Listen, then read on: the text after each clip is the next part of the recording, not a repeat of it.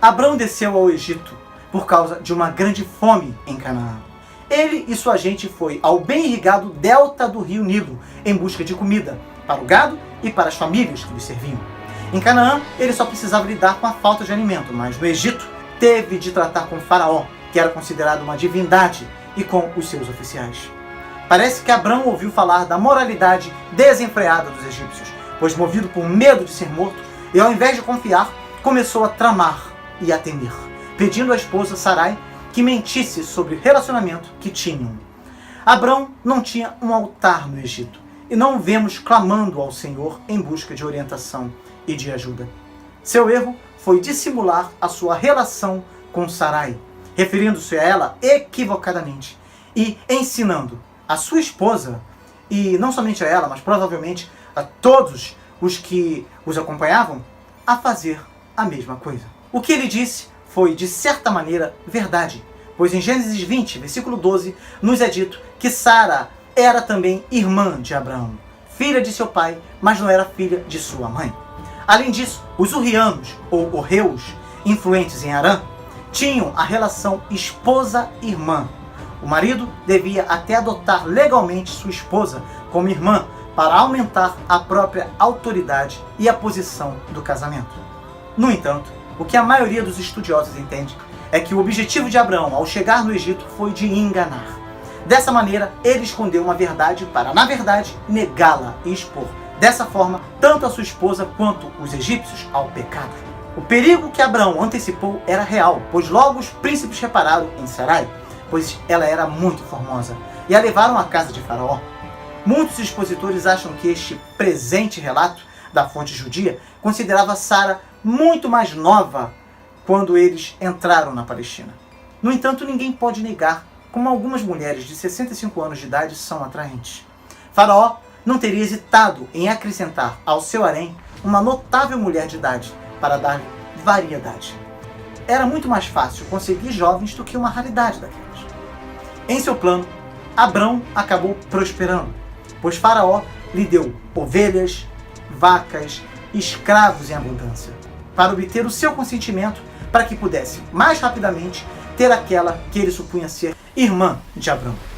Não podemos pensar que Abrão esperasse isto quando desceu ao Egito, e muito menos que visasse isso quando negou que Sarai era sua esposa. Mas Deus fez nascer o bem do mal. Dessa maneira, se comprova que a riqueza do pecador, de uma maneira ou de outra, é acumulada para os justos. Em relação a Faraó, as coisas começaram a ir de mal a pior.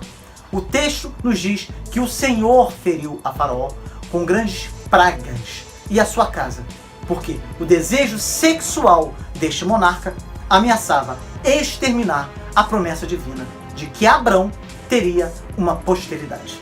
Nós não sabemos quais foram em particular estas pragas, mas sem dúvida havia algo nas pragas propriamente ditas ou de alguma explicação acrescentada a elas, suficiente para convencê-los de que foi por causa de Sarai que estas pragas lhe sobrevieram. E descobrindo que Abrão não dissera toda a verdade sobre sua esposa, chamou o Faraó a Abrão, repreendeu-o severamente e o expulsou do Egito. Veja bem, Deus chamou Abrão para ser uma bênção às nações. No entanto, por causa da desobediência de Abrão, Faraó e sua casa receberam um julgamento. E Deus foi muito gracioso com Abrão, pois Faraó tinha todas as razões para matá-lo, não é verdade? No entanto, Deus o tirou de uma situação difícil, fazendo com que Faraó oferecesse um salvo-conduto do reino para proteger Abrão, pois Abrão havia estimulado o ódio da nação contra si mesmo, como sendo aquele que tinha trazido consigo o açoite de Deus. E os egípcios eram orgulhosos e cruéis também, e para eles era desagradável o fato de Abrão ainda estar levando uma grande riqueza do Egito. De fato, Deus foi muito gracioso com Abrão. Se Sara tivesse se tornado uma das esposas do faraó, o que teria acontecido com a promessa do Redentor? Quando não deixamos Deus controlar nossa vida, Ele prevalece e cumpre seus propósitos, mas nós pagamos um alto preço por nossa desobediência.